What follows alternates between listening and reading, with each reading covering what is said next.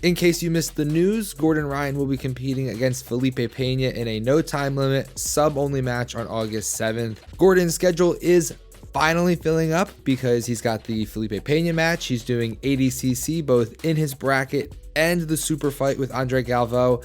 And sort of getting overlooked in all of this is the Gordon Ryan versus Pedro Mourinho match on July 14th at Who's Number 1. I want to talk more about the Pena and Mourinho matches, why I think a busy Gordon Ryan is good for the sport, and what might happen if he loses one or all of these matches. But since we're talking about things that are good for the sport, did you know that Epic Roll BJJ is the best gear you can get for jiu-jitsu? Did you also know that you can get 15% off your order at epicrollbjj.com when you use the code podcast15? Epic Roll is gear designed by grapplers for jiu-jitsu. Don't waste more money on stuff that wasn't designed to handle the demands of hard jiu-jitsu training. Also, don't spend more money on jiu-jitsu specific stuff that looks really stupid. Epic Roll will have you looking good both on or off the mats. Gis, rash guards, t-shirts, shorts, hoodies, anything you need, Epic Roll has. Give them a follow on the gram at Epic Roll BJJ and make sure you tag them when you're wearing your Epic Roll stuff. epicrollbjj.com, coupon code podcast15. Let's take a look at the busy schedule of Gordon Ryan.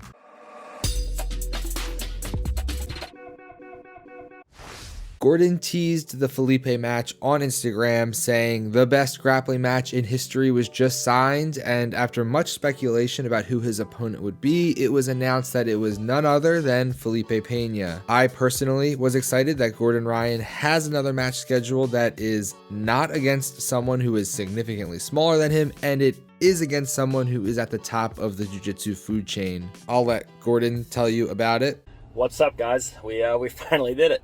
We got Felipe to agree to a match. So it all stemmed from him wanting to compete against the guy who basically just beat him, who passed his guard and took his back. He offered him a no time limit match, no time limit bet match, and I was like, oh, hey, I'll do that. I'll give you 4-1 odds, which he declined. So then I was like, okay, I'll give you 10-1 odds. So he accepted that, and then we were supposed to do it in Italy, and he wanted to do it in some gym, and I was like, yeah, sure, with no organization, no problem. So then he had an event organizer contact me, and he's like, oh yeah, Felipe wants to do 30 minutes with points. And I'm like, yeah, it's not what we discussed at all, as usual. So then it got moved to Flow, and then of course Felipe added a weight class and more stipulations like he usually does, even though he's doing plus 99 for ADCC and fights in absolutes all the time. But sure, no problem, I'll make weight. Yeah, it's agreed to, and it's going to be interesting because Felipe is going to be absolutely traumatized for as long as I want before I submit him. So, going to be exciting. If what Gordon said is true, and he's not just talking shit, and Felipe was looking to add points and a time limit, that doesn't surprise me. The sub-only rule set definitely favors Gordon Ryan a lot. And yes, I know Felipe did submit Gordon via rear naked choke.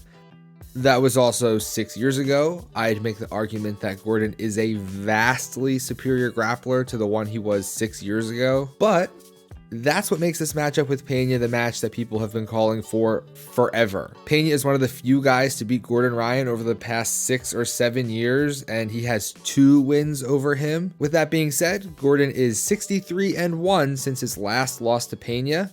Gordon is, without a doubt, the best no-gi grappler in the world right now. Pena has a similar amount of matches since the last Gordon Ryan match, but he's not been nearly as dominant as Gordon. And in terms of no-gi specifically, Pena has had like 10 matches since he last fought Gordon Ryan. On paper, I don't see this match being super competitive. I actually think Gordon will put on a similar performance as he did against Wagner, and he might grab a few subs, but let them go just to keep the match going. But there's always a chance. There's always a puncher's chance. That's why they fight the fights. And we shouldn't gloss over the match that's happening just 24 days before the Pena match, Gordon Ryan versus Pedro Mourinho. Mourinho is the reigning Who's Number 1 205-pound champion and won Nogi Worlds in 2021 in both his division and the absolute, and recently beat Craig Jones in a Who's Number 1 match.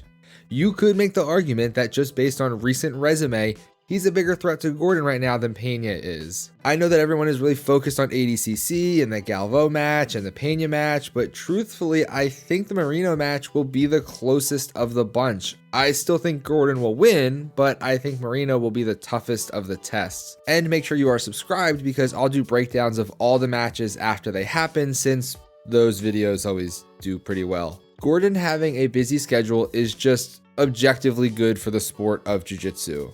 Whether or not you like him and whether or not you're a fan, he is the biggest star in the sport and he will have more eyeballs on him than anyone else who steps on the mat.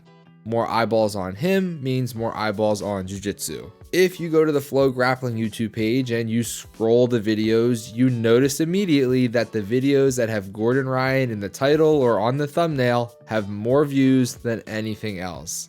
Even videos where it's just Gordon Ryan talking have more views than actual matches. More Gordon Ryan means more views. Should Gordon Ryan be the ambassador for jiu-jitsu to the rest of the world and the face of the sport? Well, that is a topic for another day. And I'm sure you have strong opinions about Gordon Ryan, so please share those in the comments. Now, there are 3 possible outcomes here. Gordon wins every match, Gordon loses every match, Gordon wins some and loses some. Could Gordon Ryan lose these 3 super fights and lose his bracket at ADCC and also not win absolute? I mean, yeah, I guess it could happen, but there's probably like less than 1% chance that it plays out like that. That leaves wins them all and wins a few. And if I had to pick one, I think Gordon Ryan will win them all. I think the Mourinho match will be competitive, but I think Gordon wins. I think the Pena match, Gordon wins pretty easily. I think the Galvo super fight at ADCC is another easy win for Gordon, and I think Gordon also wins his bracket at ADCC. I do think, however, that if Gordon loses any of these matches, and that is a very big if, I am aware, but if he loses these matches, the jiu-jitsu world might lose its collective mind. Thank you all for watching. I hope you enjoyed the video. If you did, please smash that thumbs up button and make sure you are subscribed to the channel so you don't miss any of the content that is coming out shortly. Thanks again for watching, and I will see you all next time.